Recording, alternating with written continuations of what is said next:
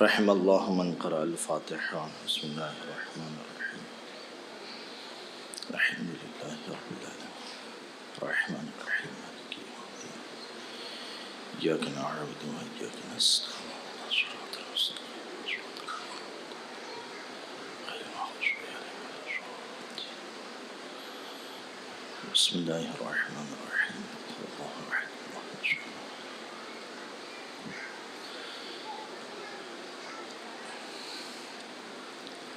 لا حول ولا قوة إلا بالله العلي العظيم. حسبنا الله ونعم الوكيل ونعم المولى ونعم النصير. أعوذ بالله من الشيطان الرجيم. بسم الله الرحمن الرحيم. الحمد لله الذي لا يبلغ مدحته القائلون ولا يحصي نعماءه العادون ولا يؤدي حقه المجتهدون. فطر الخلائق بقدرته ونشر الرياح برحمته. ثم الصلاة والسلام والتحية والإكرام على أشرف الأنبياء والمرسلين حبيب إله العالمين حبيب قلوبنا وطبيب نفوسنا وشفيع ذنوبنا مولانا أبي القاسم محمد صلى الله وعلى أهل بيته الطيبين الطاهرين المعصومين المنتجبين الميامين الذين أذهب الله عنهم الرجس وطهرهم تطهيرا.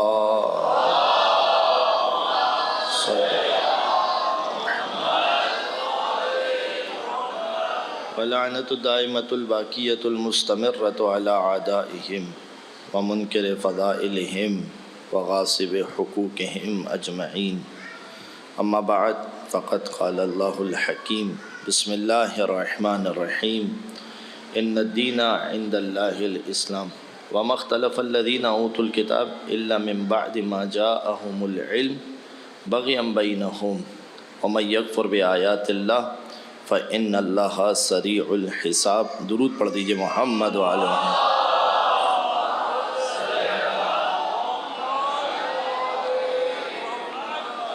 معزز سامعین، کل گفتگو آپ کی خدمت میں پیش کی تھی کہ علی ابن ابی طالب یقین کی کس منزلت پر اور کس کیفیت پر ہیں. پروردگار عالم کو ہمارے عقائد کے اعتبار سے جس چیز کی ضرورت ہے اور جو مطلوب پروردگار ہے ہم سے وہ ہے یقین. اس لیے کہ قرآن مجید کہہ رہا ہے ان الظن لا یغنی من حق شیئا. ظن یعنی گمان. گمان انسان کو حق تک نہیں پہنچاتا.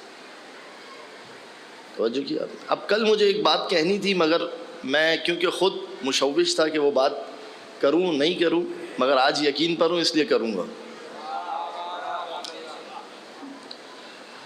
یہ جو میں آپ کی خدمت میں زور دے رہا ہوں کہ صفت یقین صفت یقین صفت یقین، سب سے بڑا مسئلہ آج کی دنیا کا ہے. یہ آج ہمارا نوجوان اپنے فیصلوں کے اندر یقین کی منزلت پر نہیں ہوتا. میں آپ کو اس کی مثال دیتا ہوں. بچہ پہنچتا ہے 8ویں کلاس ختم کرتا ہے. جب اسے 9ویں کلاس میں جانا ہوتا ہے، 9th اسٹینڈرڈ پہ جب وہ پہنچتا ہے تو اس کو طے کرنا ہوتا ہے کہ اسے کامرس لینا ہے یا سائنس ہے. کتنے ماں باپ ایسے ہیں کہ جو بچے کو اس کے یقین کے ساتھ فیصلہ کرنے دیتے ہیں کہ تمہیں کیا لینا ہے. توجہ کیا. پھر میں آپ سے ایک سوال کرتا ہوں. جو کتابیں آپ کا بچہ اسکول میں پڑھ رہا ہے، 1st standard 2nd standard 3rd standard 4th standard جو یہ پڑھ رہا ہے، یہ بتائیے کیا ان کتابوں کے اندر ہر چیز ایسی ہے کہ جو یقین کی منزلت پر ہے؟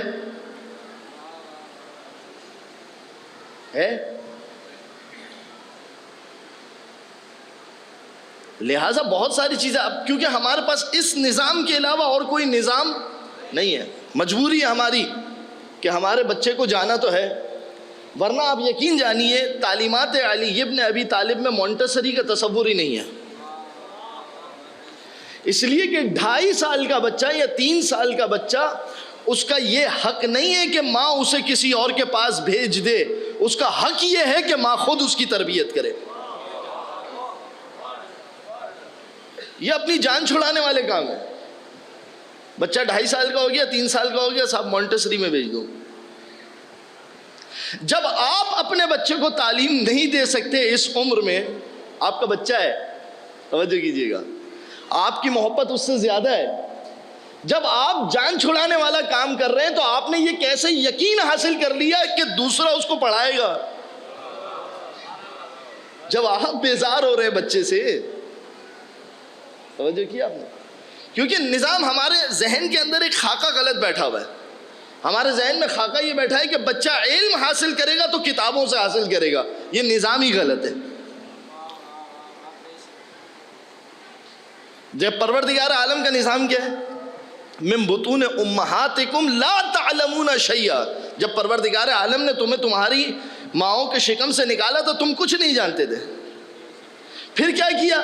ہم نے تمہیں کان دیے، ہم نے تمہیں آنکھیں دی، ہم نے تمہیں بصارت دی، ہم نے تمہیں سماعت دی، ہم نے تمہیں دل دیا، اس کے ذریعے سے سیکھو۔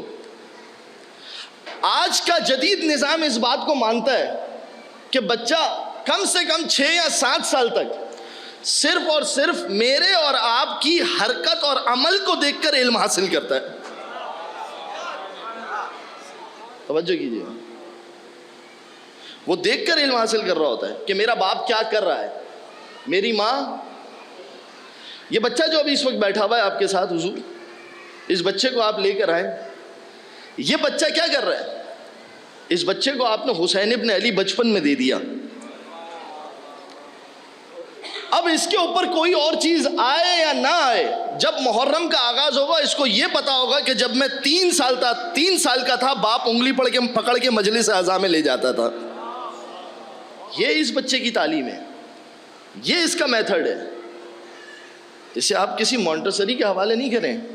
بہرحال اب ایک نظام بن چکا ہے، مگر نظام بن چکا ہے تو آپ کو دوسری طرف کام کرنا پڑے گا۔ اب توجہ کیجئے، میں نے پہلی بات کی بچوں کی جو آپ کی بکس موجود ہیں، کبھی کبھار آپ بیٹھا کریں نا تو ان کتابوں کو نکال کے خود پڑھیں، خود بھی ان کتابوں کو نکال کے ایک مرتبہ پڑھیں کہ بچوں کو پڑھایا کیا جا رہا ہے، خود دیکھیں ان کتابوں کو۔ اب آپ کی خدمت میں ایک اور بات کروں، یہ بتائیے قرآن مجید جب اپنے بیان کا آغاز کر رہا ہے تو کیا کہہ رہا ہے؟ بسم اللہ الرحمن الرحیم، الف لام، پڑھیں میرے ساتھ، ذالک الکتاب، یہ کون سی کتاب ہے جس میں شک کی کوئی گنجائش؟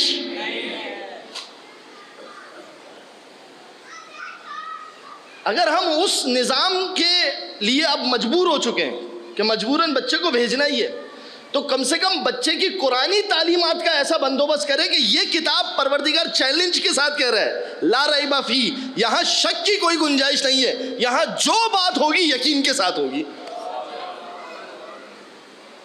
یہاں شک نہیں ہے، یہاں جو ہے صرف اور صرف یقین ہے۔ ہم ادھر ادھر کی باتیں نہیں کریں گے، ہم تمہیں ایک منزل پر لے کے جانا چاہتے ہیں جس منزل کا نام ہے یقین۔ توجہ کیا آپ نے؟ لا رتب ولا یابس، پھر یہی کتاب ہے، آپ سن لیجئے چلیں، پھر یہی کتاب ہے کیا کہہ رہی ہے؟ لا رتب ولا یابس الا فی کتاب مبین، کسی خشکی اور تری کا ذکر ایسا نہیں ہے مگر یہ کہ ہم نے اس کتاب میں اسے بیان۔ اب یہ تو ہماری بدبختی ہے نا کہ ہم اس کتاب سے نہیں نکال سکے، کتاب کی کمزوری نہیں ہے، کیوں؟ اس کی وجہ ہے، دیکھیے یہ کتاب کیا کہہ رہی ہے؟ یہ کتاب کہہ رہی ہے کہ اگر تمہیں اس میں کسی ذرہ برابر بھی شک ہے نا، رتی برابر بھی شک ہے، فَأْتُوا بِسُورَةٍ مِّن مِّثْلِهِ، پروردگار نے 3 مقام، اس جیسی کتاب لے آؤ، یہ کہا ہے، فَأْتُوا عَشْرَ سُورَةٍ، یہ بھی کہا ہے کہ 10 سورہ اس کے جیسے لے آؤ، یہ بھی نہیں کر سکتے. فَأْتُوا بِسُورَةٍ مِّن مِّثْلِهِ، اس جیسی ایک سورت بنا کر لے آؤ. توجہ کیجئے گا، اس جیسی ایک سورت بنا کر لے آؤ. اگر نہیں لا سکتے، عاجز ہو، تو پھر تسلیم کرو کہ واقعاً یہ کتاب ایسی ہے کہ اس کا کوئی بدیل، اس قرآن کا کوئی بدل ہمارے پاس. یہ تو اب ہماری بدبختی ہے کہ ہم اس کتاب کے اندر سے ان ساری چیزوں کو نہیں نکال پا رہے ہیں. ورنہ پروردگار عالم نے اس کتاب کے اندر بزنس کا بھی ذکر کیا ہے، تجارت کا بھی ذکر کیا ہے. کہاں کیا ہے؟ یہ چیزیں ہمیں نکالنی پڑے گی، مگر کب نکلے گی؟ اب اسی کتاب سے جا کے پوچھئے کہ یہ چیزیں جو تیرے دامن میں سمائی ہوئی ہے، یہ تو کس کے آگے پیش کرے گی؟ تو یہ قرآن یہ کہتا ہوا نظر آتا ہے وَكُلَّ شَيْءٍ أَحْصَيْنَاهُ فِي إِمَامٍ مُبِينٍ. دیکھو امام مبین کو ڈھونڈو کہ جو تمہیں قرآن کھول کر بتائے گا اس قرآن میں کیا ہے. ایک مل کر درود پڑھیے محمد و آل محمد پر.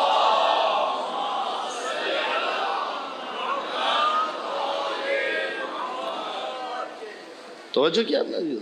لہذا یہ یقین کی صفت، یہ جو میں بار بار یقین یقین یقین کہہ رہا ہوں، اس کے پیچھے ایک خاص بات ہے کہ جب تک آپ یقین کی صفت کے اوپر نہیں آئیں گے زندگی کے فیصلوں کے اندر، حتیٰ کہ زندگی میں آخرت میں تو ہے ہی خسارہ، ہے ہی خسارہ. چلے اب میں یہ بات یہیں کہہ دیتا ہوں، ورنہ مجھے آگے جا کے یہ بات کہنی تھی، مگر اب آپ کا مزاج ساتھ ہے تو میں یہ بات کہہ دیتا ہوں. فرض کیجئے کہ میں گیا خدا کی بارگاہ میں، اب حجت پیش کرنی ہے نا، کیونکہ حجت یقین کے ذریعے سے پیش ہو سکے گی. یعنی محشر کے میدان میں کیا ہوگا؟ پروردگار عالم مجھ پر حجت کرے یا میں پروردگار عالم پہ حجت کروں. میں حجت کروں کا مطلب کیا ہے؟ یاد رکھیے ایک چیز، ایک جملہ سنیں مختصر سا. یقین عذر کو قطع کر دیتا ہے. کیا کرتا ہے؟ یقین عذر کو قطع کر دیتا ہے. صحیح ہے؟ اب یہ جملہ یاد رکھیے گا. میں گیا خداوند عالم کی بارگاہ میں، پروردگار عالم نے مجھ سے پوچھا کہ بھائی یہ بتاؤ کون سا دین لے کر آئے ہو؟ میں نے کہا اسلام. بات تو حل نہیں ہوگی نا. کون سا والا اسلام؟ پروردگار محمد مصطفیٰ والا اسلام. محمد مصطفیٰ کے بعد کون سا والا اسلام؟ پروردگار علی مرتضیٰ والا اسلام. اب سوال ہے کیوں علی مرتضیٰ والا اسلام؟ کیوں وہ والا اسلام نہیں؟ توجہ کیجئے. کیوں علی مرتضیٰ والا اسلام؟ کیوں وہ والا اسلام نہیں؟ تو میں جواب کیا دوں گا خدا کی بارگاہ میں؟ کیا جواب ہے آپ کے پاس؟ اگر آپ سے سوال ہو جائے تو آپ کے پاس کیا جواب ہے؟ بھائی سوال صرف مجھ سے تھوڑی ہوگا، مولانا سے، عوام سے بھی ہوگا. کیا جواب ہے؟ جواب یہ ہے کہ پروردگار جب ہم نے ان کی سیرت دیکھی تو کہیں یقین نظر نہیں آیا، ہر جگہ شک تھا. توجہ کیجئے گا، ہر جگہ شک تھا. کہاں کہاں شک تھا؟ جب ہم نے صلح حدیبیہ ہوتی ہوئی دیکھی تو ایک تھا کہ جو محمد مصطفیٰ کے ساتھ یقین کی منزلت پہ کھڑا ہوا تھا، اور ایک وہ تھا کہ جو یہ کہہ رہا تھا کہ آج تو مجھے رسالت پر شک ہو رہا ہے. یہ علی ابن ابی طالب کی زندگی کا کن. ایک مل کر درود پڑھیے محمد و آل محمد پر.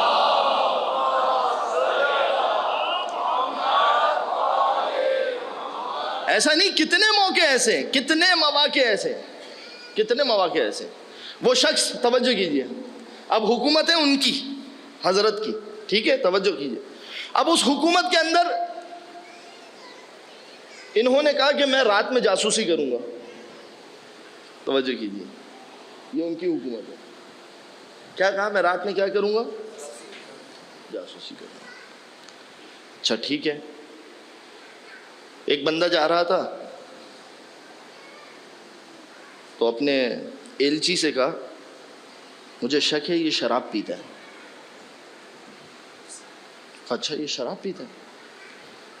کہا چلو اس کے گھر کی دیوار پھلانگ کے دیکھتے. اس کے گھر کی دیوار کے اوپر چڑھے اور چڑھ کے دیکھنے لگے. صحیح ہے. اور پکڑ لیا اس کو، کہا تم شراب پیتے ہو، تم نے کیا سمجھا تھا یہ حکومت خدا ہے، اس میں تم شراب نہیں پی سکتے. انہیں پکڑ لیا. تو اس نے کہا کہ حضور بات سنیے، آپ ہوں گے امیر المومنین مگر میری بات بھی سن لیجیے. کیا بات ہے؟ کہا میں نے ایک خطا کی، آپ نے 3 کی. کہا سب سے پہلی چیز کہ قرآن کہتا ہے وَلَا تَجَسَّسُوا، جاسوسی مت کرو. آپ کو کس نے حق دیا میری جاسوسی کرنے کا؟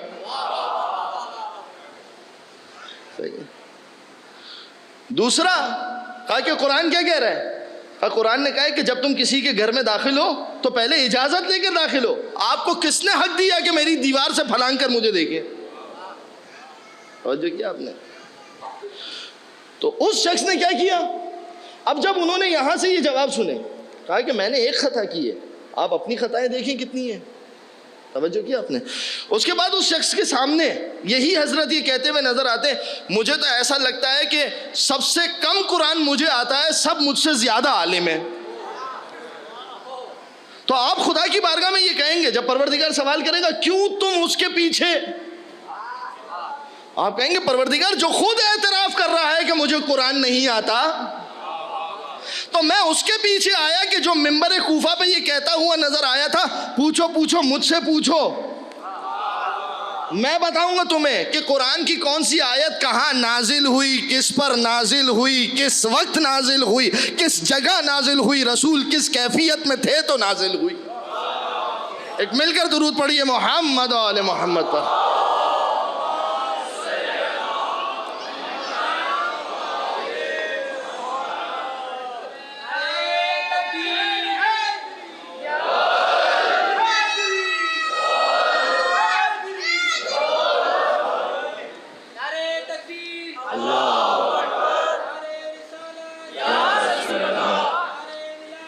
علی ولی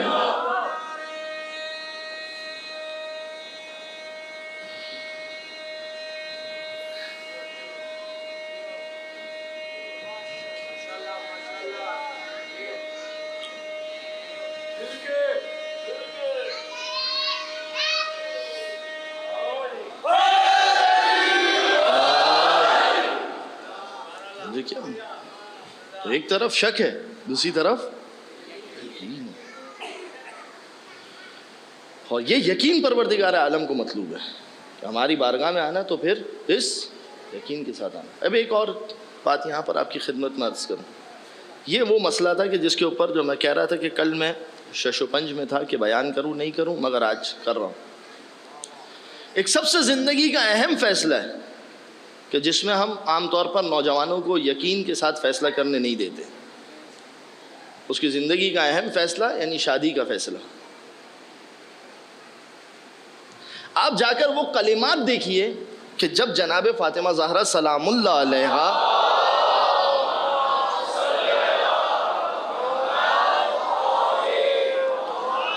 اور مولا علی مرتضیٰ کی شادی کا وقت ہے، اس وقت کائنات کے رسول جناب فاطمہ زہرا سے جا کے کیا کہہ رہے ہیں، وہ کلمات دیکھیے. جبکہ یقیناً وہاں بھی عصمت کبریٰ ہے، رسول کے پاس بھی عصمت کبریٰ ہے، علی مرتضیٰ کے پاس بھی عصمت کبریٰ ہے، مگر اس کے باوجود ہماری تعلیم کے لیے رسول یہ بندوبست کر رہے ہیں. جا کے جناب زہرا سے کیا کہہ رہے ہیں، بیٹا میں نے جو تمہارے لیے شوہر ڈھونڈا ہے نا وہ اگرچہ کہ مال کے اعتبار سے کم ہے. دیکھیے بیٹی کو تسکین کیسے دی جا رہی ہے، مگر دیکھو وہ تمہارے لیے دنیا میں بھی خیر ہے آخرت میں بھی خیر ہے. یعنی میں تمہیں ایک ایسا شوہر دے رہا ہوں کہ جو صرف دنیا میں تمہارا شوہر نہیں ہوگا، آخرت میں بھی تمہارا شوہر ہوگا، جس کا رشتہ تمہارے ساتھ ایسا رشتہ ہوگا کہ جو دائمی رشتہ ہوگا. دیکھیے بیٹی کو کیسے مطمئن کر رہے ہیں. لہٰذا ہمارے یہاں پر جب کیفیت آتی ہے، جب اس رشتے کی کیفیت آتی ہے، بیٹی میں نے تمہارے لیے وہ لڑکا دیکھا ہے بس ٹھیک ہے اب تمہاری اس سے نہیں، یہ طریقہ ٹھیک نہیں ہے. زندگی اسے گزارنی ہے، آپ نے نہیں گزارنی. اسی طریقے سے فرض کر لیجئے برعکس ہو جائے، فرض کر لیجئے برعکس ہو جائے. بیٹی اگر بیٹا آ کے کہے گا پھر معاملہ ہلکا ہے، بیٹی آ کے کہے تو ایک معاملہ طیش والا ہے. اگر بیٹا آ کے کہے کہ بابا وہ مجھے کسی سے پیار ہو گیا ہے میں اسی سے شادی کرنا چاہتا ہوں، فرض کر لیجیے. اب یہ ہمارے نظام کی مشکل ہے جو یونیورسٹیز میں ہو رہا ہے ہمارے یہاں پر. میں اسی لیے آپ سے کہتا ہوں عزیزو، جو ہمارے یہاں یونیورسٹیز میں ہو رہا ہے وہ علم نہیں ہے. میں ابھی آؤں گا اس پر بات کروں گا. وہ علم نہیں ہے. علم آپ جا کر پوچھئے، اہل بیت کی بارگاہ میں جا کے پوچھئے کہ علم کہاں ہے، تو آپ کو روایات امام صادق سے ملے گی. العلم نور یقذف اللہ فی قلب من یشاء. علم ایک نور کا نام ہے کہ پروردگار جس دل میں چاہے ڈال دیتا ہے. یہ علم کون سا ہے؟ یہ یقین، یہ کیفیت یقین. دیکھیے جا کے دعاؤں میں کہا ہے، دعائیں ہیں، دعائیں. بعض اوقات دعا کے اندر آیا ہے وَالْيَقِينَ فِي قَلْبِي، پروردگار میں تجھ سے چاہتا ہوں کہ میرے دل کو یقین کی کیفیت عطا فرما. بعض اوقات آیا وَالْيَقِينَ فِي أُمُورِي، پروردگار میں تجھ سے دعا کرتا ہوں کہ مجھے میرے امور میں یعنی میرے کاموں میں یقین عطا فرما. یہ ایک کیفیت ہے، یہ ایک نور ہے کہ جو پروردگار عالم کی جانب سے آتا ہے. اور یہ نور کہاں اترا؟ یہ نور اترا علی ابن ابی طالب کے گھر پر.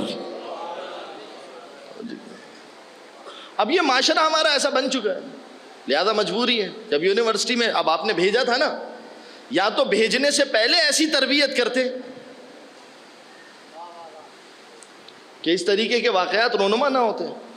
اب آپ نے بھیجا تھا، بھیج دیا بیٹی کو وہاں پر. فرض کر لیجئے کسی سے پیار ہو گیا، آیا اس نے بابا سے کہا بابا میں چاہتی ہوں کہ فلاں شخص سے میرا رشتہ ہو جائے. اب دیکھیے عشق اندھا ہوتا ہے. عشق کو اگر کوئی چیز جگا سکتی ہے اس کا نام ہے یقین. توجہ کی. اب ذرا بھی آپ نے ضد بحث کی نا، معاملہ الجھے گا. آپ بیٹی کے پاس بیٹھیے بڑے تحمل کے ساتھ، بہت آسانی کے ساتھ. بیٹا تم نے اس لڑکے کو پسند کیا، تم میری بیٹی ہو، تو مجھے یقین ہے کہ تمہارا فیصلہ اچھا ہوگا. باپ جاننا چاہتا ہے کہ تم نے یہ فیصلہ کیوں کیا، کیوں کیا تم نے یہ فیصلہ. اب فرض کیجئے بیٹی کہے گی کہ بابا کیونکہ وہ شخص دیندار ہے، مجھے اس کا دین اچھا لگا. اگر واقعاً جواب یہ ہے تو فوراً کروا دیجیے. اگر واقعاً جواب یہ ہے تو اس سے بڑھ کر آپ کو کیا چاہیے؟ یہ تو سعادت ہے. لیکن اگر فرض کیجئے بیٹی جواب دیتی ہے بابا وہ خوبصورت ہے، تو اب آپ اس سے سوال کیجئے بیٹی سے کہ بیٹی کیا اس خوبصورتی کے ساتھ تم زندگی گزار سکتی ہو؟ یعنی اس کا مطلب یہ ہوا کہ اگر کل تمہیں کوئی اس سے زیادہ خوبصورت مل گیا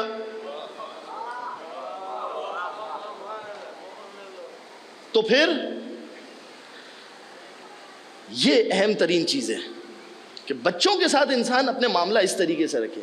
اگر کل اس سے زیادہ خوبصورت ملا تو پھر تو اس سے یہ کہو گی نہیں کہہ سکتے. توجہ کیا آپ نے؟ تو اس طریقے. لیکن اگر بیٹی خوبصورتی کے ساتھ زندگی نہیں چل سکتی تو یہ وہ طریقہ کار ہے. یہ بتاؤ کیا خوبصورتی تمہارا پیٹ بھرے گی؟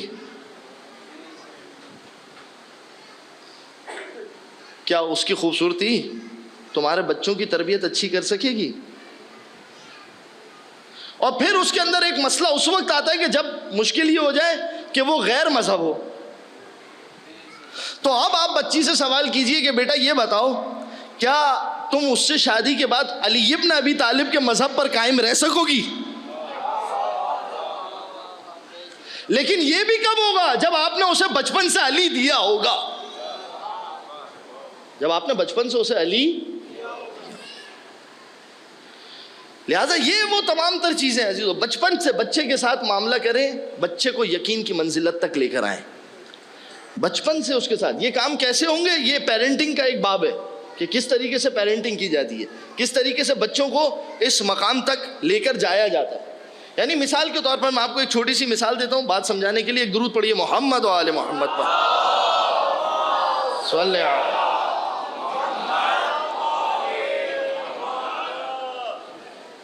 آپ گئے بچے کی اسٹیشنری لینی تھی، بچے کو پینسل، ربڑ، شارپنر. اب تو مسئلہ یہ ہے کہ ہمارے پاس اتنا وقت بھی نہیں ہے، میسج کر دینا واپس پہ آتے ہوئے لے کر آؤں گا. تو یہی ہوتا ہے، میسج کر دیجئے گا، جب میں واپسی گھر پر آؤں گا تو سامان لیتا ہوا آ جاؤں گا. توجہ کیا آپ نے؟ بچے کو کیا کریں آپ؟ اتوار کا دن ہے، بچے کو پینسل، ربڑ، شارپنر، اسکیل، یہ چیزیں لینی ہیں، آپ اسے دکان پر لے کر جائیں، بیٹا اختیار کرو تمہیں کون سی پینسل چاہیے، توجہ کیا، کون سا ربڑ چاہیے، کون سا شارپنر. اب یہ چھوٹی چیز ہے نا، آپ اس کے فیصلہ کرنے کی صلاحیت کو بڑھا رہے ہیں. بیٹا فیصلہ کرو. بیگ لینا ہے، ہاں فرض کریں اس نے کوئی مہنگی والی پینسل لے لی، اب یہاں پر آپ کو بچے کو سمجھانا ہے. کیسے سمجھائیں گے؟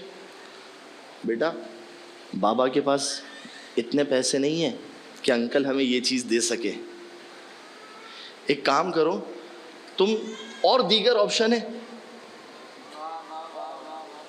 اس میں سے چیزیں دیکھ لو. تھوڑا سا وقت لگے گا، تھوڑا سا ٹائم لگے گا، مگر اگر آپ نے بچپنے میں یہ چیزیں سمجھا دی نا تو 15-20 سال کے بعد آپ کے بڑھاپے میں آپ کو پریشانی نہیں ہوگی. اگر یہ چیزیں بچوں کو بچپن سے دی جائیں. لہٰذا اس صفت یقین کے اوپر کام کیجیے. ایک مل کر درود پڑھیے محمد و آل محمد.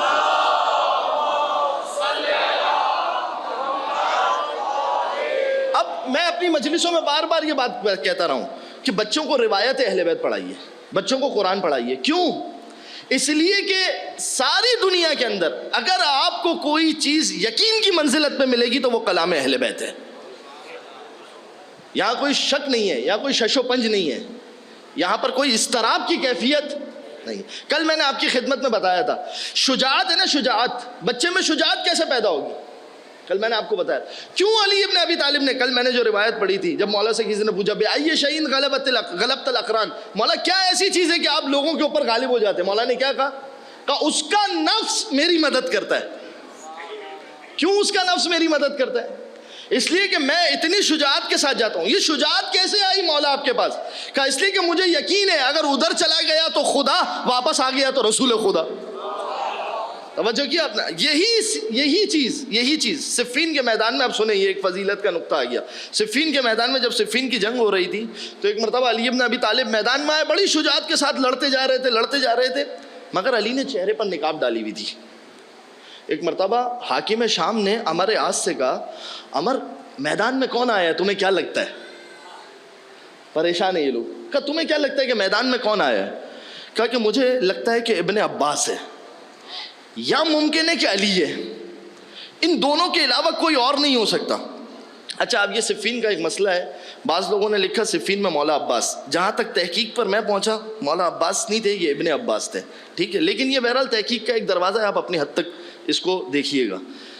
کہا کہ بعض نے کہا کہ یہ ابن عباس ہے، یعنی عمر نے کہا کہ یہ ابن عباس ہے، حاکم شام نے کہا نہیں مجھے علی لگ رہا ہے. کہا فیصلہ کیسے ہو؟ پتہ کیسے چلے کہ ہے کون؟ کہا ایک کام کرو، سارے لشکر کو کہو کہ مل کر ایک ساتھ حملہ کریں. سارے لشکر سے کیا کہو؟ اگر ایک قدم بھی پیچھے ہٹے ہیں سب سمجھ جانا ابن عباس ہے، اور اگر اپنی جگہ پر کھڑا ہو کے لڑتا رہے تو سمجھ جانا علی ابن ابی طالب ہے.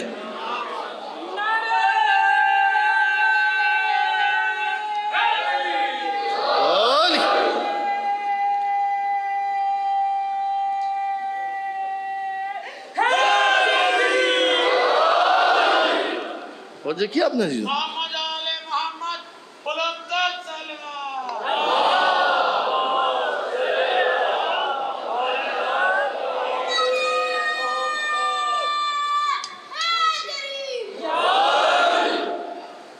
ایک قدم پیچھے ہٹے. یہ شجاعت کیسے آتی ہے؟ کیوں پتہ ہے؟ ائمہ کے کلام میں آپ جائے. اب میرے پاس وقت نہیں ہے ورنہ میں صرف یقین کے اوپر بات کرتا. کل بھی مجلس اگر آپ کہیں میں یقین کے اوپر پڑھوں گا، مگر میں اب صرف آپ کی خدمت میں خلاصہ دے رہا ہوں. کیوں کہا اہل بیت علیہ السلام نے اتنا یقین پر زور کیوں دیا؟ اس لیے کہ یقین ہی ایک ایسی چیز ہے کہ جو انسان کو توکل علی اللہ تک لے کے جاتی ہے. اگر آپ کے بچے کے ذہن میں، میرے ذہن میں، آپ کے ذہن میں یہ کانسیپٹ کلیئر ہو گیا نا کہ سب کی طاقت سے بڑی طاقت خدا کی طاقت ہے، تو پھر میں اور آپ کسی کے مال کے آگے جھکتے ہوئے نظر نہیں آئیں گے. میں اور آپ کسی کے عہدے کے سامنے جھکتے ہوئے نظر. توجہ کیا آپ نے؟ یہ وجہ ہے کہ علی ابن ابی طالب کا یقین اتنا بلند تھا پروردگار کی ذات پر، علی کو فرق نہیں پڑتا تھا کہ سامنے فوجوں کی فوجیں آئیں. عثمان ابن حنیف سے علی ابن ابی طالب نے ایک جملہ کا نہج البلاغہ کے اندر مکتوب ہے. کیا لکھا؟ مولا کہتے ہیں عثمان ابن حنیف سے، دیکھو اگر کوئی تمہارے سامنے بدماشی کرنے کے لیے آئے اور تم حق پہ کھڑے ہو، ڈٹ جانا. پھر ایک جملہ کا لو تظاہرت العرب كلها على مقابل على قتالی، اگر سارا کا سارا عرب مل کر بھی علی ابن ابی طالب کے مقابلے پر جنگ کرنے کے لیے آ جائے، ما ولیت عنہ، خدا کی قسم علی سب سے جنگ کرے گا، منہ پھیر کے بھاگے گا نہیں. سارا عرب چمن چمن کلی کلی علی علی علی علی، نگر نگر گلی گلی علی علی علی علی، تیری قبر کے اندر علی علی، تیری قبر کے باہر علی علی، نعرہ حیدری یا علی یا علی یا علی. ما ولیت، علی نہیں جائے گا منہ پھیر کر. اب میں یہاں پر آپ سے سوال کروں، توجہ کیجئے. اب اگر یہاں پر آ کے آج ایک مفتی صاحب کا بیان دیکھ رہا تھا، کہہ رہے تھے صاحب یہ کیا صفین اور جمل کے راگڑے گاتے رہتے ہیں، انہیں پتہ ہی نہیں ہے، کہہ رہے تھے وہ اس طریقے کی بات کر رہے تھے. آپ کے سوال کا جواب بھی دیتا ہوں کل جو آپ نے بھیجا تھا. کہا کہ کیا وجہ ہے کہ یہ جو ہے وہ صفین اور جمل کے راگڑے گاتے رہتے ہیں، انہیں کیا پتہ؟ یہ تو سب ایک چند لوگوں کی شرارت تھی، یہاں والوں نے وہاں خط لکھ دیا، وہاں والوں نے یہاں خط لکھ دیا، اور کچھ لوگ تھے کہ جنہوں نے اختلاف کروانا چاہا تو یہ سارا کا سارا اختلاف ہو گیا. لہٰذا یہ بھی ٹھیک تھے، وہ بھی ٹھیک تھے. توجہ کیجیے، قاتل اور مقتول دونوں، یہ بھی ٹھیک وہ بھی ٹھیک، کیا ضرورت ہے؟ توجہ کیجیے. جواب کیا ہے؟ جواب یہ ہے کہ جواب کیا ہے؟ جواب وہ واقعہ ہے کہ جو علی ابن ابی طالب نے صفین میں کام کیا. علی نے کیا کیا؟ جب جنگ بھڑکنے والی تھی نا، اب مولا کو یقین ہو گیا کہ جنگ ہوگی، مولا نے کیا کیا؟ گئے مولا حاکم شام سے کہا اتنے لوگ قتل ہوں گے، کیا ضرورت ہے؟ ایک کام کر، تو خود میدان میں آ جا.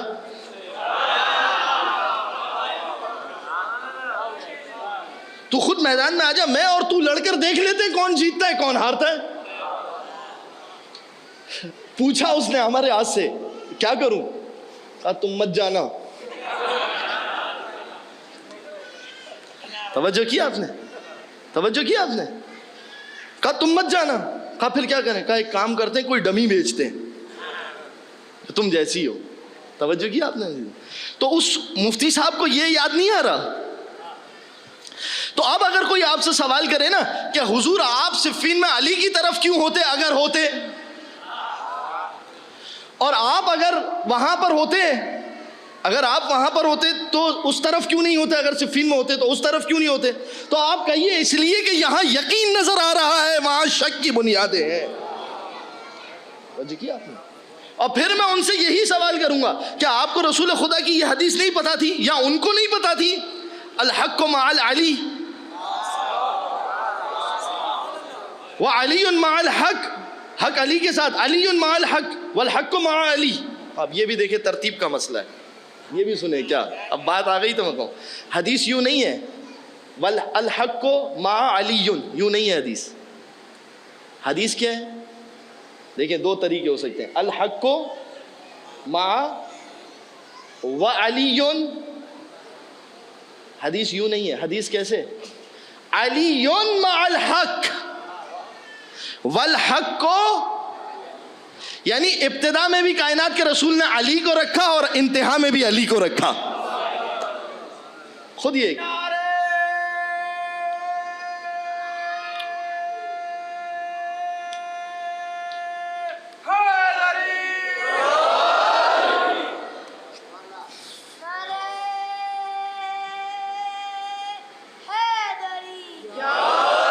درود پڑھیے محمد و آل محمد.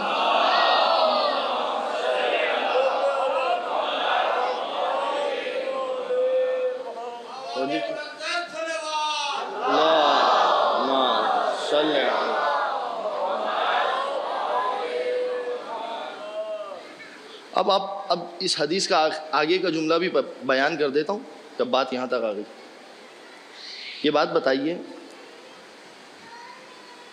آپ کو بخار ناپنا ہے تو ایک پیمانہ ہے نا، اس کی پیمائش کا ایک آلہ ہے، صحیح ہے؟ ترازو پر تو نہیں تولیں گے، ٹھیک ہے؟ اس کا بھی ایک آلہ ہے. روڈ اگر ناپنا ہے تو اس کی پیمائش کا بھی ایک آلہ ہے. جہاں یقین اتنا کامل ہو نا وہاں کائنات کے رسول کہتے ہیں اگر ایمان کی پیمائش کا کوئی آلہ ہے تو وہ محبت علی ہے.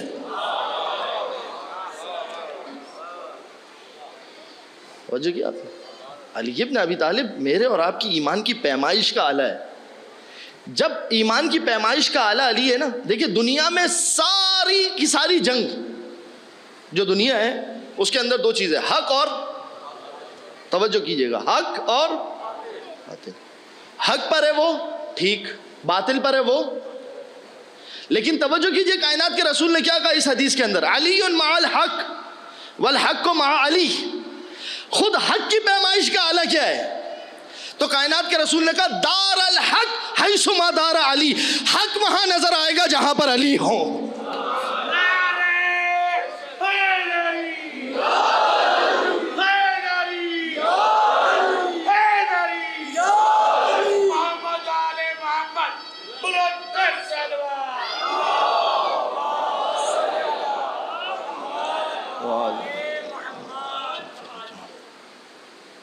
یہ منزلت یقین ہے علی ابن ابی طالب. کیوں ہم علی ابن ابی طالب سے؟ یہاں اضطراب نہیں ہے, یہاں شش و پنج نہیں ہے. توجہ کیا آپ نے؟ اب یہ جو پیمائش کی بات آئی یہیں سے اب بات کو آگے لے کر چلتا ہوں. یہ جو میں نے آپ کی خدمت میں صفات بیان کی تھی, کون سی صفات؟ یقین, احتمال, شک, ظن. ان ساری کیفیت کو ہمارے جسم میں کون سی ایسی چیز ہے کہ جو درک کر رہی ہے؟ جسم میں کون سی ایسی چیز ہے کہ جو ان کیفیات کو درک کر رہی ہے؟ کیا ہے؟ ہمارے جسم کے اندر ایک آلہ ہے جو پروردگار عالم نے رکھا ہے جس کا نام ہے عقل. کیا ہے وہ؟ عقل ان کیفیات کو درک کرتی ہے کہ کہاں پر آپ یقین کی منزل پر ہیں, کہاں پر آپ شک کی منزل پر ہیں, کہاں پر آپ ظن کی منزل پر ہیں. یہ کوئی باہر سے آ کے آپ کو نہیں بتائے گا, باہر سے کوئی آپ کو نہیں آ کے بتائے گا کہ آپ کس منزل پر کھڑے ہیں. یہ خود آپ کا نفس آپ کو بتائے گا کہ آپ کس منزل پہ کھڑے ہیں. آپ کی عقل آپ کو بتائے گی کہ آپ کس منزل پر کھڑے ہیں. صحیح ہے. اب میں ایک مثال دیتا ہوں, پھر ایک بات جو موضوع سے مرتبط ہے آگے بڑھوں گا. یقین اب آپ کے ذہن میں رہے, جو میں مقدمہ بنا چکا ہوں یہ بھی آپ کے ذہن میں رہے. اب ایک مثال دیتا ہوں آپ کی خدمت میں. فرض کیجئے میں آپ میں سے جتنے بھی لوگ بیٹھے ہوئے ہیں, میں آپ سے سوال کروں کہ یہ بتائیے باہر سبیل لگی ہوئی ہے, آپ کیا کہیں گے؟ آپ کو کیسے یقین ہے آپ کو؟ اب ہو سکتا ہے کہ یقین کے مناشے الگ الگ ہوں. ان سے میں نے کہا کہ بھائی آپ کو کیسے یقین ہے؟ انہوں نے کہا حضور جب میں آ رہا تھا تو میں نے دیکھا تھا. یعنی آپ کے پاس یقین ہے آنکھ کی مدد سے, یقین ہے حس ہے, آپ نے اس آنکھ کے ذریعے سے دیکھا. آپ کو ایک صاحب بیٹھے ہوئے تھے, ان سے میں نے کہا کہ یہ بتائیے باہر سبیل لگی ہے؟ انہوں نے کہا ہاں. میں نے کہا آپ نے دیکھا ہے؟ کہا نہیں.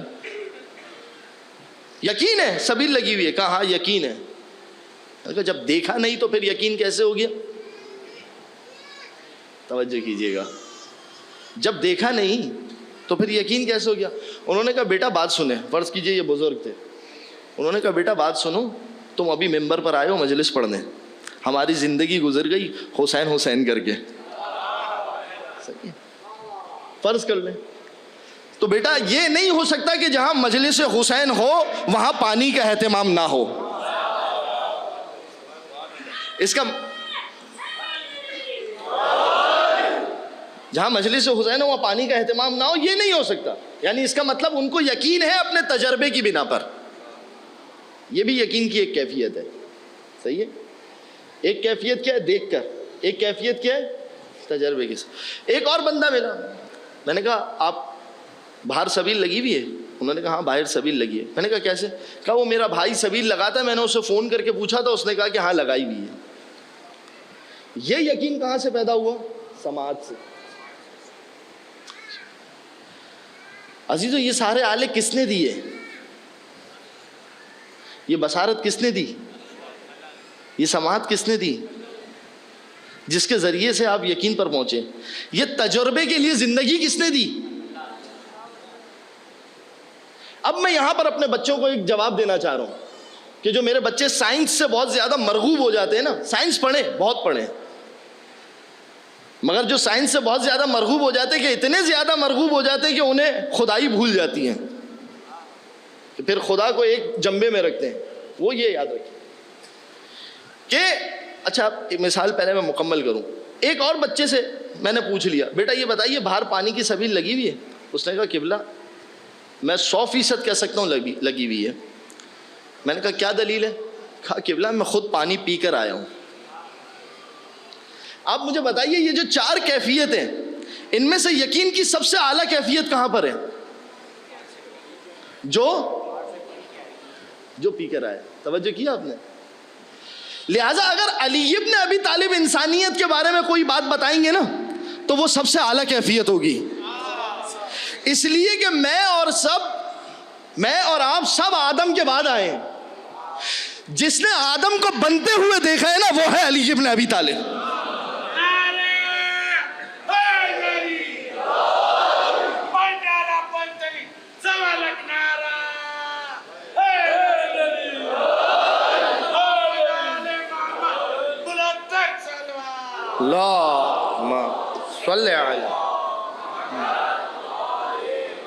اگر میں آپ کو آپ کی حیات کے اصول بتاؤں گا نا تو ممکن ہے کہ ان حیات کے اصولوں میں کوئی خطا ہو، یا وہ میں نے تجربے کے ذریعے سے حاصل کیے، یا وہ میں نے دیکھ کر حاصل کیے، یا وہ میں نے سن کر حاصل کیے، لیکن سب آدم کی خلقت کے بعد. علی وہ ہے کہ جو آدم کے پتلے کو اپنے آنکھوں سے بنتے ہوئے دیکھ رہے ہیں. اچھا کیجیے، خود کہتے ہیں مولا کنت مع کل نبی باطنا، میں ہر نبی کا مددگار تھا چھپ کر.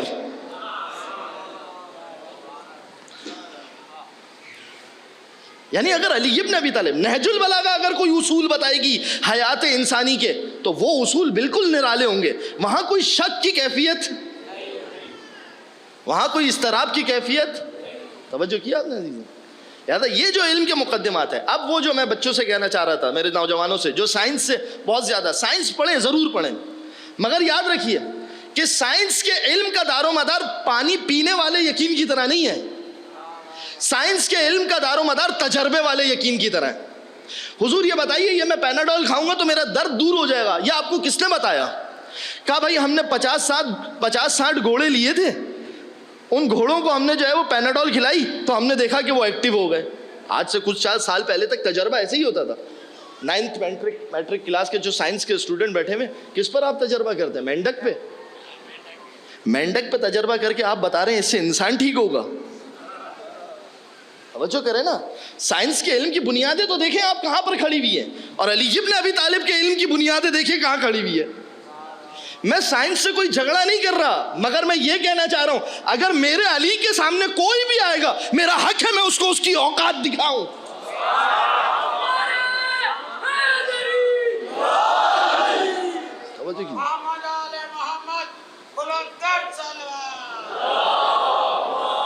صلی علیہ توجہ کیا آپ نے عزیزوں؟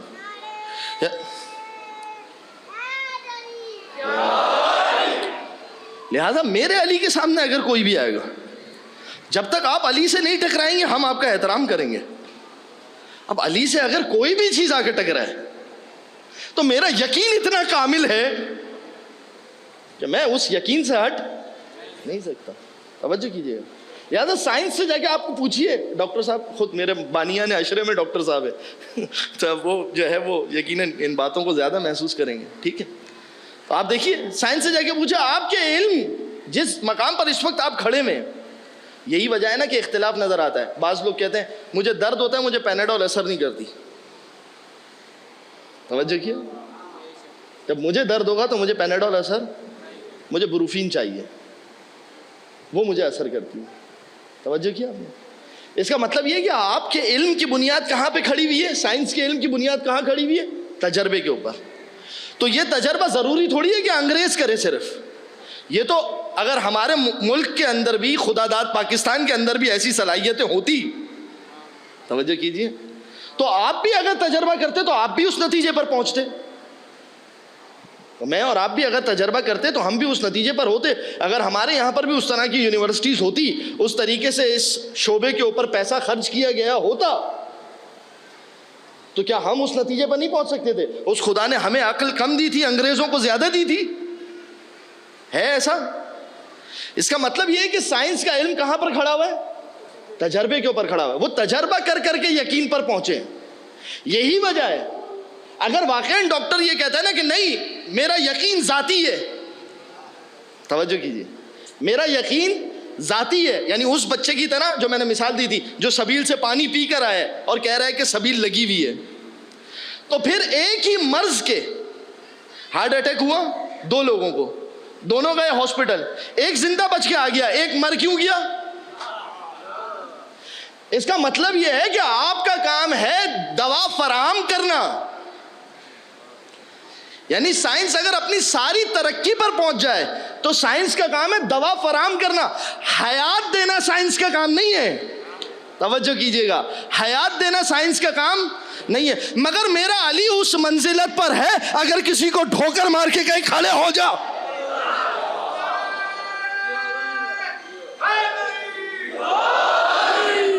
توجہ کیا آپ نے عزیزوں؟ لہذا آپ کی ایک حد ہے, علی ابن ابی طالب اس حد سے آگے.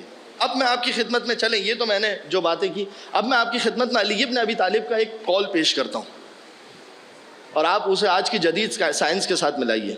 یہ بھی ایک ہمارا مسئلہ ہے کہ ہمارے بچے جو میڈیکل سائنس وغیرہ کی طرف جاتے ہیں, وہ طب اہل بیت ہمارے یہاں مردہ ہو چکی ہے, ورنہ طب اہل بیت کے اندر بعض چیزوں کا ایسا علاج بتایا گیا.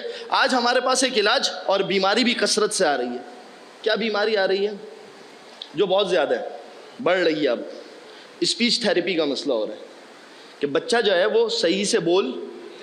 اس کی وجہ کیا ہے آپ کو پتا ہے؟ اس کا ایک وجہ کیا ہے؟ جب ماں دوران حمل خود اس اضطراب کی کیفیت میں رہے گی تو بچہ کیسے ٹھیک سے بولے گا؟ اثر ہے ہر چیز کا, آثارات ہیں.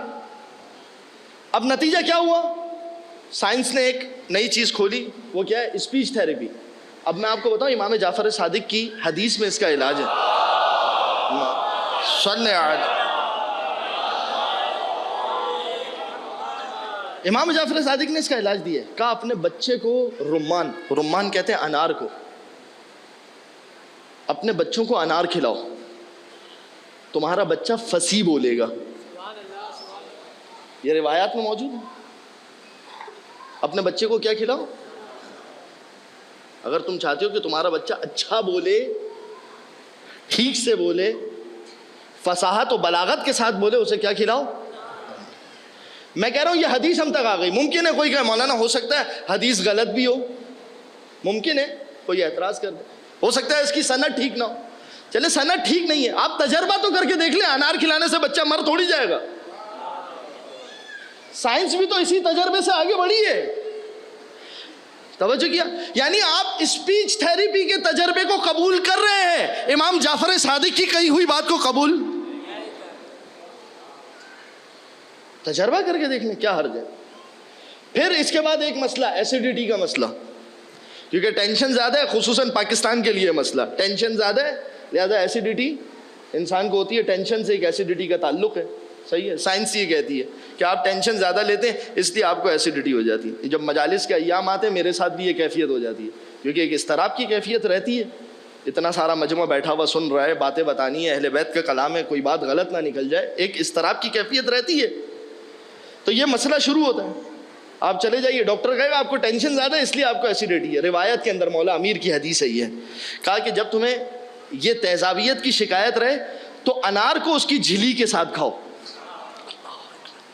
انار ہے نا, اس کا چھلکا ہے, چھلکے کے اندر انار کے درمیان جس میں انار کے دانے پیوست ہوئے ہوتے ہیں اس کو کہتے ہیں جھلی. انار کو اس کی جھلی کے ساتھ کھاؤ, تمہاری یہ مشکل آسان ہو جائے گی. تو کیا حرج ہے؟ رائزک تو کھا ہی رہے ہیں نا, تجربہ کر لیں. ایک مل کر درود پڑھیے محمد و آل محمد پر.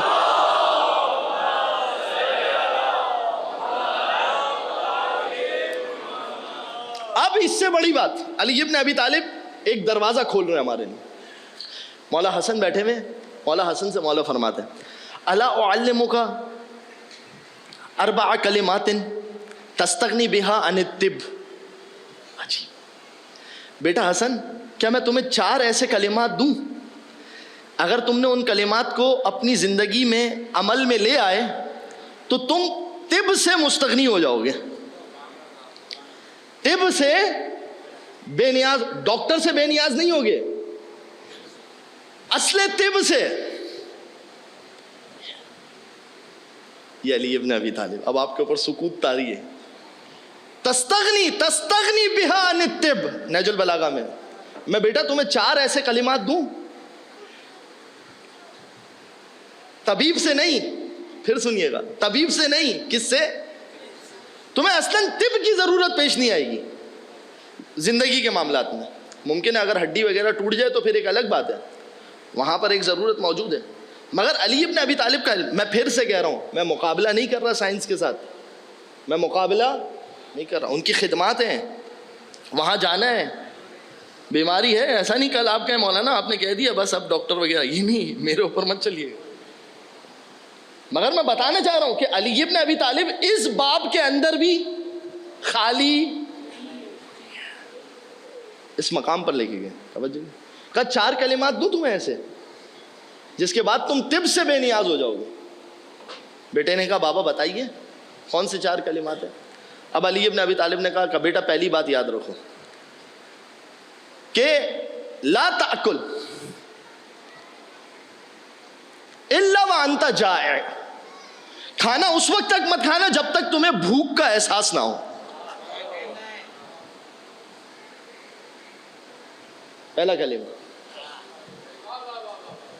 اس پہ بھی واہ کہہ رہے ہیں، یہ علی کی تعلیمات ہیں. اس وقت تک کھانا مت کھانا جب تک تمہیں بھوک کا احساس. پہلا کلمہ. آپ آج جا کر پوچھ لیے علی ابن ابی طالب کی طب کے اندر بیماریوں کا جو مرکز ہے نا وہ معدہ ہے. روایات ہیں اس کے اوپر. میں کہہ رہا ہوں نا یہ مقام خالی ہے، اس پر کام ہی نہیں ہوا، طب اہل بیت فراموش ہو گئی.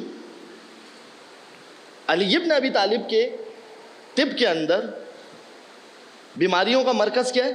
معدہ. اور یہ ایک جرنل قانون ہے، ایک جنرل قانون ہے، یہ یعنی ایک نیچرل قانون ہے. وہ کیا ہے کہ جیسے آپ کا ان پٹ ہوگا نا ویسے ہی آپ کا، یہ ایک اس قانون کے اندر کوئی 2 رائے نہیں ہے، جو ان پٹ ہوگا وہی آؤٹ پٹ ہوگا. اگر بعض لوگ کہتے ہیں نا مولانا یقین کی کیفیت پہ کیسے پہنچیں گے؟ یقین سنو تو یقین کی کیفیت پہ پہنچو گے، یقین دیکھو تو یقین کی کیفیت پر. اب آپ کو سمجھ میں آیا علی کے چہرے کی طرف دیکھنا عبادت کیوں ہے؟ اس لیے کہ جب تم علی ابن ابی طالب کے چہرے کی طرف دیکھ رہے ہو نا تو تم یقین کے ایک مرحلے پر ہو، وہاں اللہ کی عبادت ہوگی.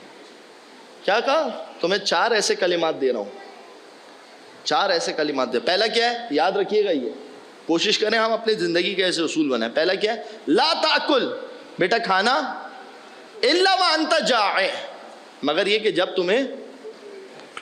دوسرا لا تقم عن الطعام الا وانت تشتہیہ. اور بیٹا کھانے سے اس وقت کھڑے ہو جانا کہ ابھی تمہیں اس کی کچھ طلب اور ہو، یعنی پیٹ بھر کر ابھی تمہیں کچھ طلب اور باقی ہو نا اس سے پہلے کھڑے ہو جانا. بھوکے پیٹ جب بھوک لگے تب کھانا کھانا. دوسری چیز کیا ہے؟ تھوڑا سا کھانا کی طلب ابھی اور ہو اس سے پہلے کھڑے ہو جانا. تیسری چیز وجود المصغى، کھانے کو اچھی طریقے سے چبا کے کھانا. تیسری چیز. چوتھی چیز اذا نمت فاعرض نفسك على الخلاء، سونے سے پہلے بیت الخلاء سے ہو لینا. کتنی چیزیں ہو گئی؟ اس کے بعد مولا کیا فرماتے؟ پھر دوہرایا، کہا بیٹا اذا عملت، اگر تم نے میرے اس کام کے اوپر عمل کیا، فاستغنی عن الطب، تو میں تمہیں علی ابن ابی طالب تم سے یہ کہہ رہا ہے کہ پھر تمہیں طب کی کوئی ضرورت. علی ابن ابی طالب ان 4 چیزوں کے اوپر عمل کرو، پھر تمہیں ڈاکٹر کی کوئی ضرورت نہیں پڑے گی۔ اور یہ 4 چیزیں کیا، اب میں ایک سائنس کا طالب علم نہیں ہوں، ورنہ میں اس کو یہاں ممبر پہ بیٹھ کے کھولتا، دیکھیے ہوں نہیں سائنس کا طالب علم، مگر غافل بھی نہیں ہوں۔ آپ جائیے، اب جو میں نے آپ کی خدمت میں بات پیش کی ہے نا، اب آپ جائیے ڈاکٹر کے پاس، کسی بھی ڈاکٹر، آپ کے خاندان میں، رشتہ دار میں، دوست میں، کہیے کہ علی ابن ابی طالب کے یہ 4 کلمات ہیں، آپ کی سائنس ان 4 کلمات کو کیا اہمیت دیتی ہے، جا کے پوچھ لیجیے، وہاں موجود ہے علی ابن ابی طالب کا دروازہ خالی۔ اب سنیں ایک اور چیز، مولا فرماتے ہیں کہ جب تم پیٹ بھر کے کھاؤ گے نا، پھر یقین کی بات کہ جب تم پیٹ بھر کے کھاؤ گے نا تو اس کا ایک نقصان کیا ہے، ایک نقصان کیا ہے کہ پیٹ بھر کے کھانا کھانا انسان کے دل کو مردہ کر دیتا ہے۔ اور پھر وہ جو جملہ ہے نا مولا کا مشہور، یہ مولا کا جملہ ہے، یہ کسی اور کا جملہ نہیں ہے، کہ اس دنیا میں جینے کے لیے کھاؤ، کھانے کے لیے مت جیو۔ یہ علی ابن ابی طالب کا جملہ ہے، کسی اور کا نہیں ہے۔ توجہ کیا آپ نے عزیز؟ علی ابن ابی طالب اس یقین کیا۔ وقت بہت نکل گیا، اب کچھ چیزیں، یعنی آپ نے دیکھا طبابت کے اندر بھی علی ابن ابی طالب کی نشست خالی نظر، یہاں بھی علی ابن ابی طالب کی۔ پھر اس کے بعد وہ والا قول جو علی ابن ابی طالب کا، بس یہاں پر یہ قول، ایک درود پڑھ دیجئے محمد و آل محمد پر، صلی علی محمد۔ بس یہ ایک قول، میں منزل مصائب کی طرف جاؤں، یہ ایک قول سماعت فرمائیے کہ کیا کہا مولا نے، سردی آنے سے پہلے ایک موسم آتا ہے، اسے کیا کہتے ہیں، خزاں کا موسم، صحیح، اور موسم سرما کے بعد ایک موسم آتا ہے، اسے کیا کہتے ہیں، بہار کا موسم، اور بہار کے بعد کیا موسم آتا ہے، گرمی کا موسم۔ علی ابن ابی طالب نے ایک اصول دیا، توجہ کیجیے گا، اور آج پھر جا کر آپ طبیب سے پوچھیں کہ یہ اصول ٹھیک ہے یا نہیں۔ کہا کہ جب سردی آ رہی ہو، جب یہ موسم آ رہا ہو، تو اس وقت اپنے جسم کو سردی کے حوالے مت کر دو، اس موسم کے حوالے مت کر دو، اور جب یہ موسم جا رہا ہو، ٹھنڈ کا موسم، تو اس وقت اپنے جسم کو ٹھنڈ کے حوالے کرو۔ اور اس کے بعد مولا نے مثال دی، کہا کیونکہ یہ موسم جس طریقے سے، دیکھیے اب جانور پہ تجربہ کر کے انسان کو دوا دی گئی نا انسان کو، مولا فرما رہے کہ جس طریقے سے یہ درختوں کے اوپر اثر چھوڑتا ہے، اسی طریقے سے تمہارے بدن کے اوپر اثر چھوڑتا ہے۔ کہا کہ جب یہ موسم آتا ہے تو درختوں کے پتوں کو اجاڑ دیتا ہے، لہذا آتی ہوئی سردی سے بچو، کیونکہ یہ تمہارے بدن کو اس طریقے سے اجاڑ دے گی جس طریقے سے درختوں کو اجاڑ دیتی ہے، اور جاتی ہوئی سردی سے لطف اندوز ہو، کیونکہ یہ تمہارے بدن کو اس طریقے سے آباد کر دے گی جس طریقے سے درختوں کو بہار عطا کرتی ہے۔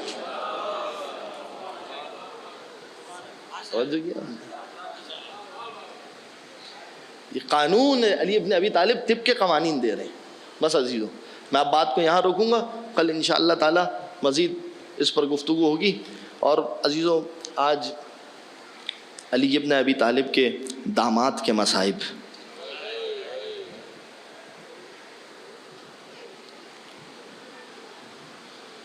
بس میں یہ آخری جملہ کہہ رہا ہوں، یہ جو میں نے ساری مجلس پڑھی، جس طریقے سے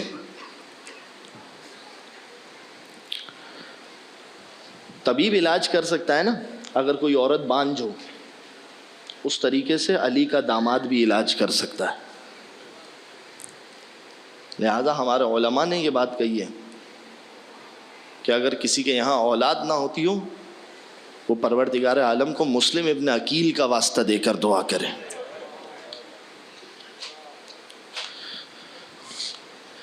حسین راستے میں تھے کربلا کے، اور خبر آئی ہے کہ مسلم کو کوفے میں شہید کیا گیا ہے۔ اجرکم علی الزہرا۔ عزیزوں، آج ہم مسلم کو یاد کرنے بیٹھے، مگر کل کوفے میں ایک ایسا وقت آیا کہ عشاء کی نماز پڑھانے کے بعد جب مسلم نے پیچھے مڑ کے دیکھا ہے نا تو کوئی نہیں ہے کہ جو مسلم کا ساتھ دینے والا ہو. کوفے کے راستے سے مسلم باخبر نہیں تھے. گلیوں میں گھوم رہے ہیں, ایک چبوترا نظر آیا اور وہاں پہ جا کے بیٹھ گئے. ایک عورت آئی جو اپنے بچے کا انتظار کر رہی تھی. جب باہر نکلی تو دیکھا کہ ایک شخص بیٹھا ہے اور کہنے لگی, اے اجنبی, کیا تجھے پتہ نہیں ہے کہ کوفے کے حالات ٹھیک نہیں ہیں؟ اس طریقے سے ایک مستور کے گھر کے باہر مت بیٹھو, یہاں بیٹھنا ٹھیک نہیں ہے. جناب مسلم ابن عقیل کہتے ہیں, کیا پیاسا ہوں, مجھے پانی پلا دو. یہ عورت گئی اپنے گھر میں پانی لے کر آئی اور پانی دینے کے بعد پھر سے گھر میں چلی گئی. مسلم ابن عقیل نے پانی پیا. کچھ دیر کے بعد جب باہر آئی واپس تو کیا دیکھا کہ وہ شخص اسی جگہ پر بیٹھا ہوا ہے. اور اب ایک سوال کیا, کیا تمہیں سمجھ میں نہیں آتا کہ کوفے کے حالات ٹھیک نہیں ہیں؟ اپنے گھر کیوں نہیں چلے جاتے؟ جناب مسلم نے ایک جواب دیا, کہا کہ جس کا کوئی گھر نہ ہو وہ کہاں جائے. اجرکم علی الزہرا, خدا رحم کرے ان چیخوں پر. جس کا کوئی گھر نہ ہو وہ کہاں جائے. کہا کون ہو؟ کہا انا سفیر الحسین, میں حسین کا سفیر ہوں. انا مسلم ابن عقیل, میں مسلم ابن عقیل ہوں. کہا آپ میرے آقا, آپ میرے مولا آئیے میرے گھر میں آ جائیے. اپنے گھر میں مسلم کو لے کر گئی ہیں. اللہ اکبر. میں مسلم سے یہاں پر ایک جملہ کہوں گا, مسلم تمہیں تو ایک مستور اپنے گھر میں لے گئی, مگر علی کی بیٹی جب اس کوفے میں آئی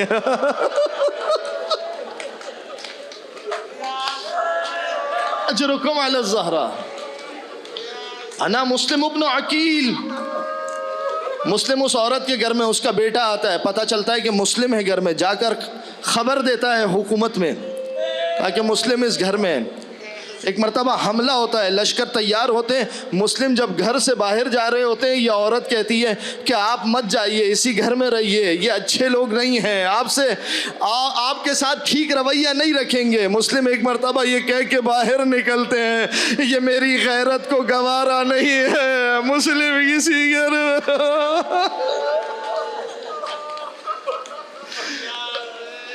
اجرکم علی الزہرا. عزیزوں, لڑ رہے ہیں مسلم, تنہا لڑ رہے ہیں, کبھی یہاں سے حملہ, کبھی دائیں سے حملہ, کبھی بائیں سے حملہ, ہر ایک حملے کا جواب دیتے ہیں. لڑتے لڑتے مسلم تھک چکے ہیں.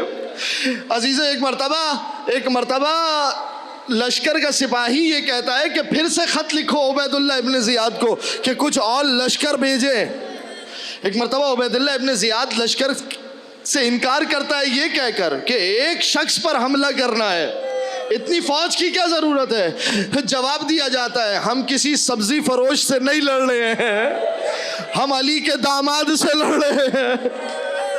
امان دی جاتی ہے مسلم کو, کہا ہم تمہیں امان دیتے ہیں. مسلم نے اپنی تلوار رکھی.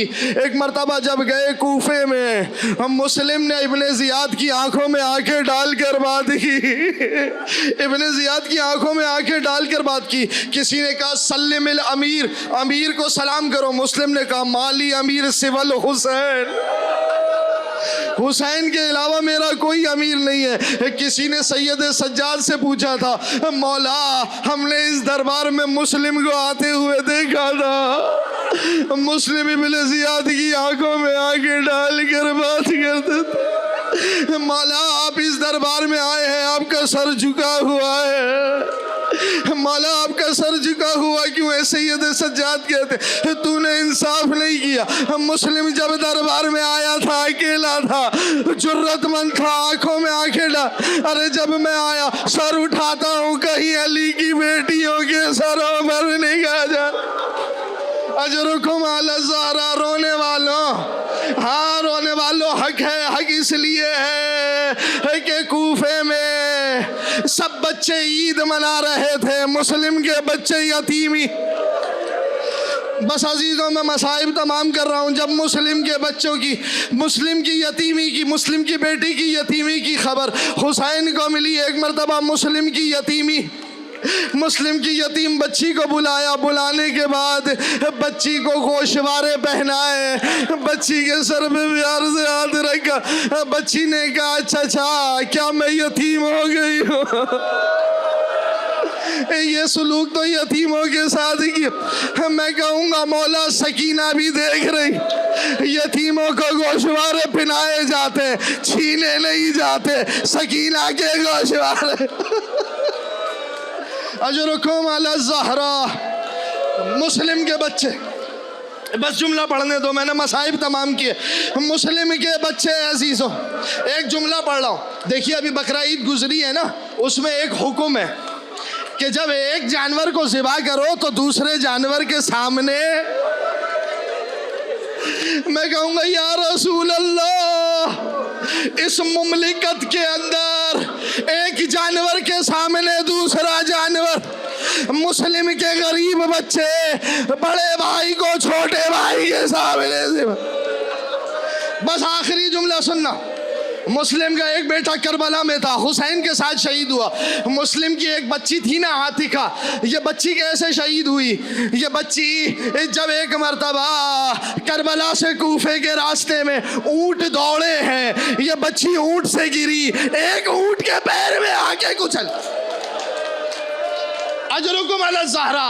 خدا مسلم کے نام پہ اولاد کیوں دیتا؟ اس لیے کہ کربلا کے بعد عباس کی نسل باقی رہی، حسین کی نسل باقی رہی، مگر کربلا کے بعد جس کی نسل ختم ہو گئی وہ مسلم ابن حق.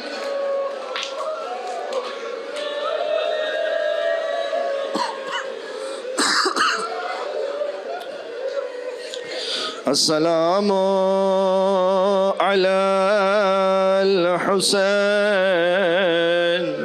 وعلی علی ابن الحسین وعلی اولاد الحسین وعلی اصحاب الحسین.